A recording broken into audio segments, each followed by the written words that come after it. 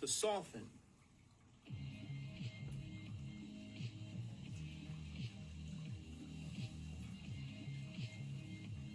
Soften to resistance. Soften.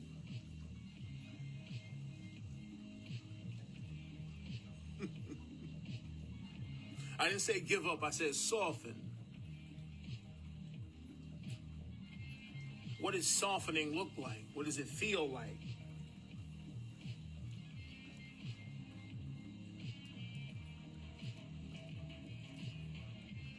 In truth, it's a great place to start. Softening.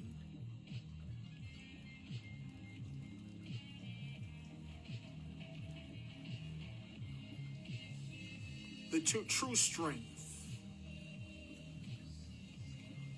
Strength in leadership. It's in softening.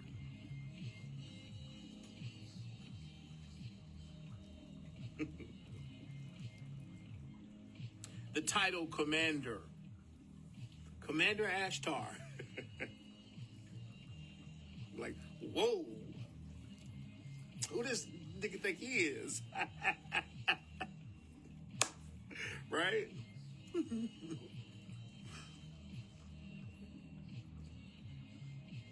Leadership.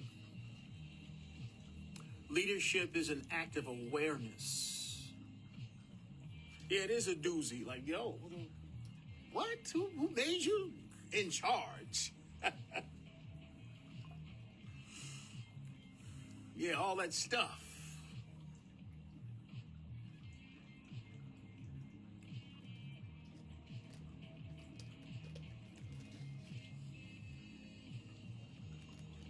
Beloved, it takes strength to soften,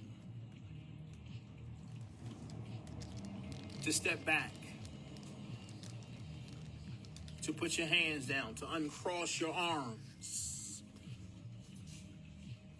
Courage.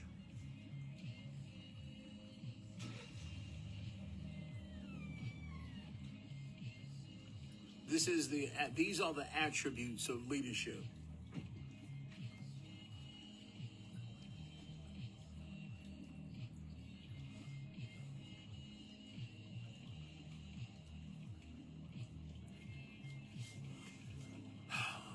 The ego mind identity, the forceful presence, the idea of control.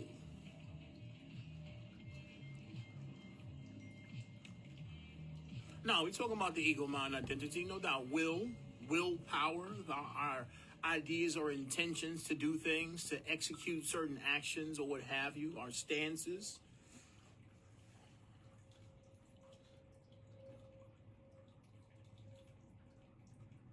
We honor those, we embrace those, we associate those with our being, who we are in truth. The I am, our will, right?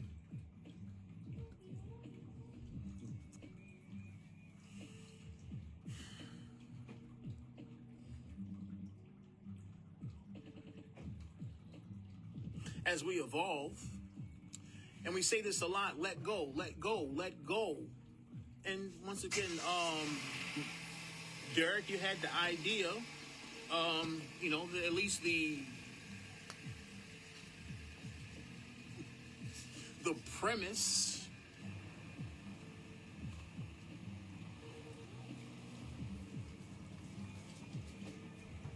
of authority.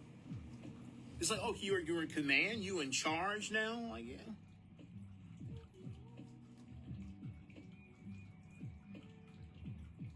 That's a state of being more than it is a proclamation of authority. The oxymoron, once again.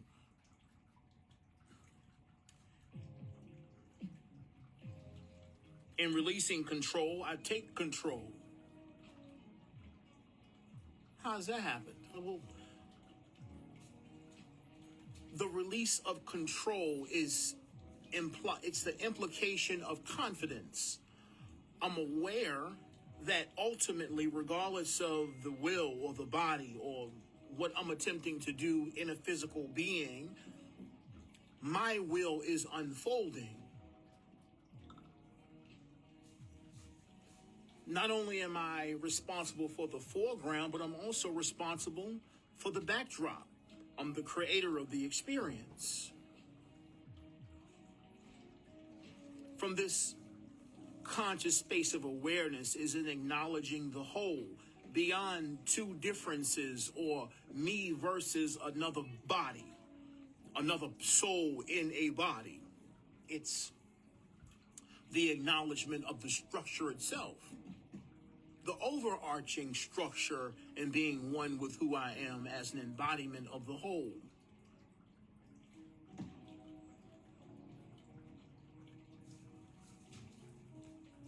From this perspective, it's not necessarily taking control or asserting authority. No, it's acknowledging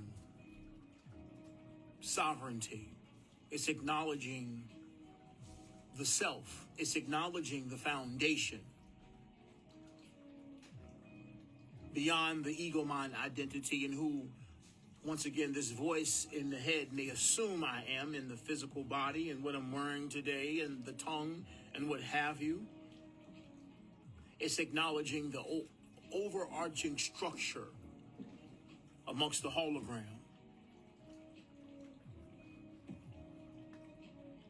And to do that, to be able to acknowledge that overarching structure, it's not an act of the will. It's an acceptance of your presence. It's a difference. It's a big difference because there's an unspoken energetic transformation that takes place within the individual when they recognize that they're responsible or at the foundation of all that we're experiencing, all that the being is witnessing. Beyond opinion, beyond my own individual perspective or intention, my own will.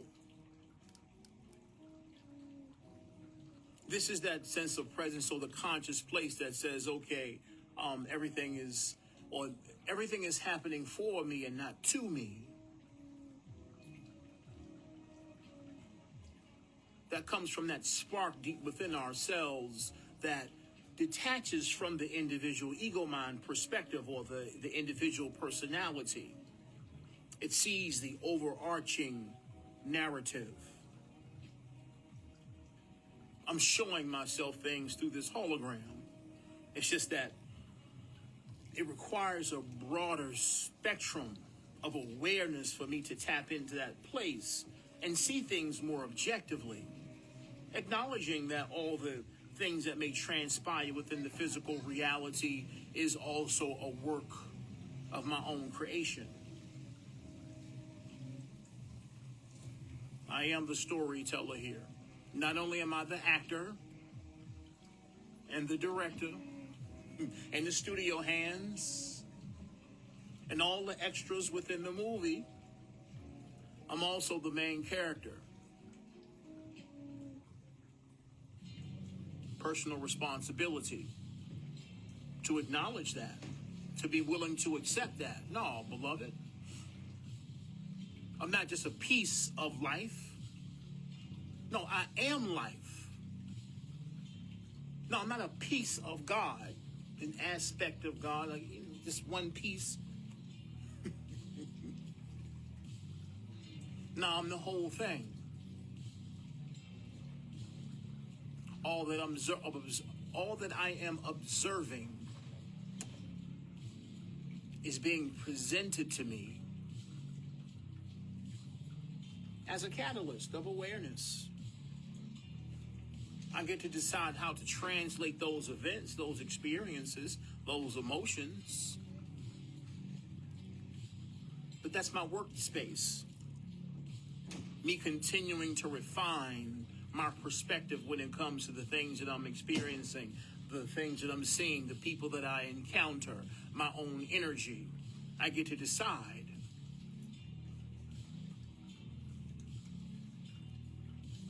Yeah, no doubt these configurations are setting themselves up for me to make decisions as a soul. Once again, it's a hologram. The hologram is doing what the hologram is doing for me as a soul. So I continue to have the opportunity to make more and more refined decisions as a soul, as a catalyst of my evolution.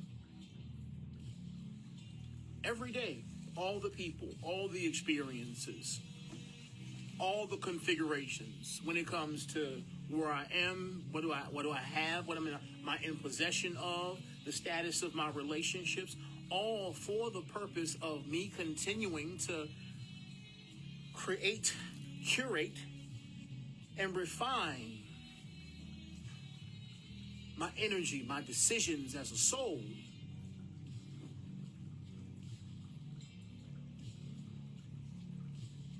To return home to continue to align with more pristine, loving, honest, refined, sophisticated, impartial,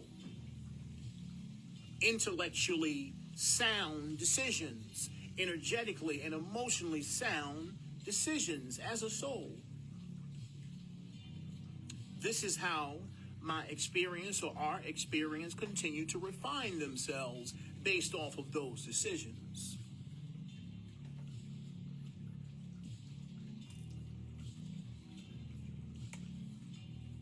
And as I refine, my reflection refines.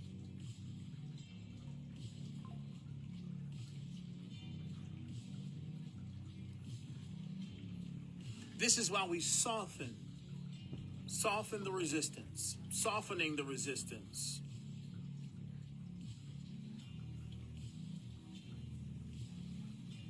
We don't force via our willpower. That's a recipe for disappointment. That's a recipe built off of expectations. The refinement process is graceful. The refinement process is graceful.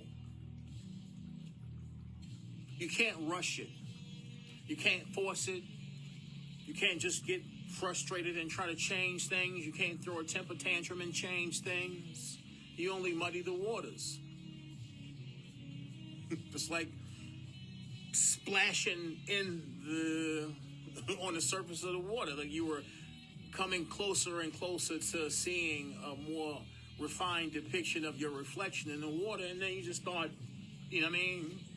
splashing around, slapping the water, getting mad, getting frustrated as if that was going to change things. And it's like, nah, as you refine and mature, you recognize that that's not helpful. That's not helping the reflection.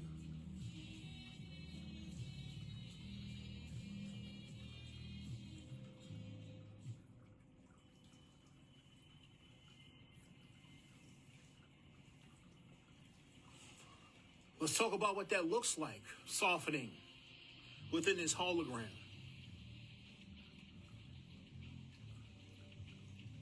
Because resistance leads to discomfort. Our resistance, when we push stuff away, denial. And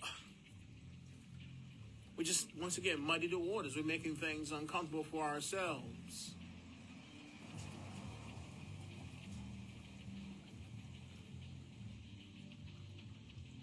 Of course, that's a thing. It's just, it's important for us to acknowledge the truth. And the truth is, nothing's ever happening to you. They're happening for you. That's the truth. Just plain and simple. Once again, regardless of the configuration of what's taking place, it's like, hey, there's something here for you. How mature are you?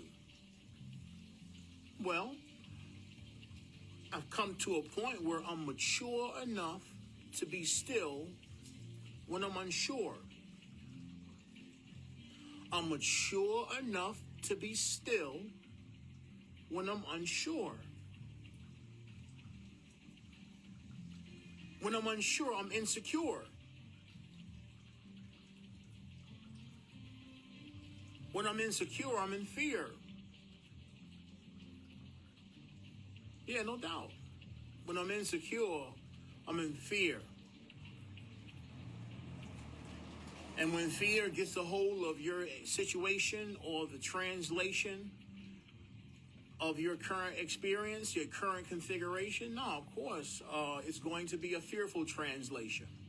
When fear gets a hold of the ability to translate your current experience, oh no, it's going to tell you a horror story. It's going to tell you, like, once again, it's going to tell you that your life is fucked right now. That's what the ego mind going to say. Of course. That's his job. I don't see any logical reason why this is beneficial to me. Yeah, no doubt. Love ain't logical, homie. Like, I feel you and I know you, you know what I mean? Once again, the ego mind identity can be very boisterous and aggressive. Like, matter of fact. Condescending. I can't see how this can be a benefit to me. And it'll display all these facts based off of logical analysis and try to, once again, talk to that soft, loving, innocent, higher self in a way in which is demeaning, as if the higher self is a child.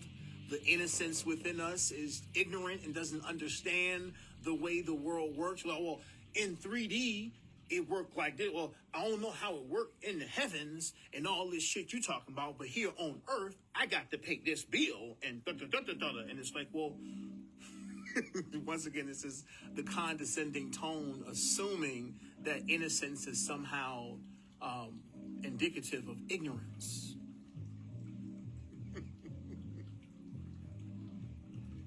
Don't let your ego mind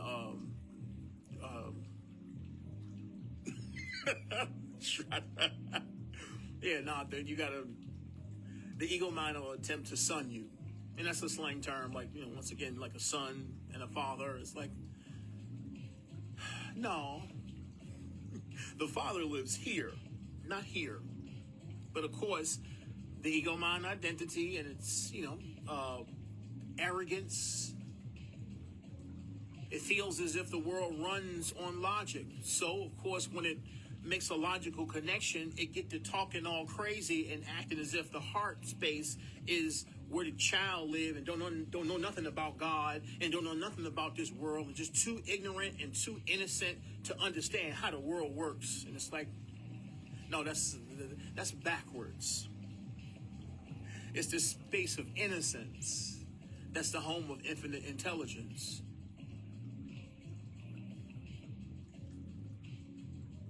It's almost as if ignorance and arrogance, they bedfellows. Yeah, ignorance and arrogance are bedfellows. So when it comes from that place of arrogance, usually it has a backdrop of ignorance. There's a lot of pompous showmanship, but the intellectual foundation is skewed. No, talk a good game and sound confident and kind of talk down to people as if they don't know what the hell they're talking about and it's too ignorant and y'all acting like kids and whatnot. But once again, you have to recognize that this is the heart space gave birth to the ego mind identity. Yeah, the heart space gave birth to this voice in your head.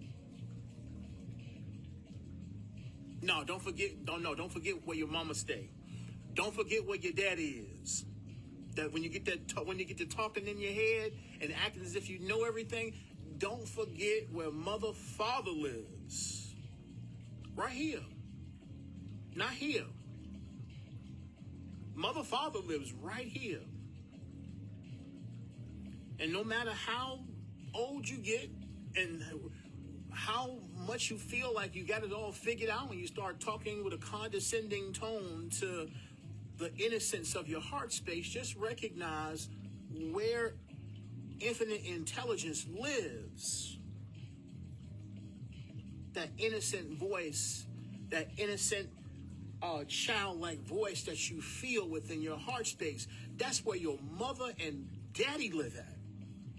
No, that is where your mother, Father lives. So consider that next time you feel as if the voice in your head knows more than the innocence of your heart space. When you start getting arrogant about things not making sense and this don't, well, you saying do this and it don't make no sense. You start getting frustrated and kind of sort of cussing out this innocence within your heart space. Once again, don't forget that's where your mother, father live at. That's where infinite intelligence lives. Humility is necessary. You're here for the purpose of gathering information. No, in real life, the ego mind is here to learn.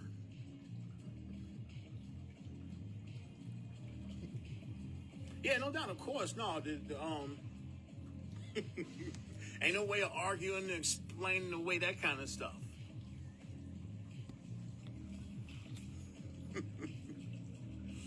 Nah, keep cool. Keep cool, because this hologram will humble you. No, this hologram will humble you fast. Fast, baby. Stay cool. Stay cool. Wake up every day taking notes. Once again, God's greatest students are masters. That's God's greatest students. We get up every day taking notes, paying attention in class, not assuming we know shit.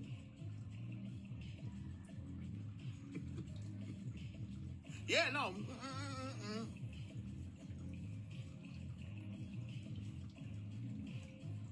No, we done been on the receiving end of that pain enough to acknowledge, nah, I'm listening. It's necessary for me to listen. I'm alive to listen.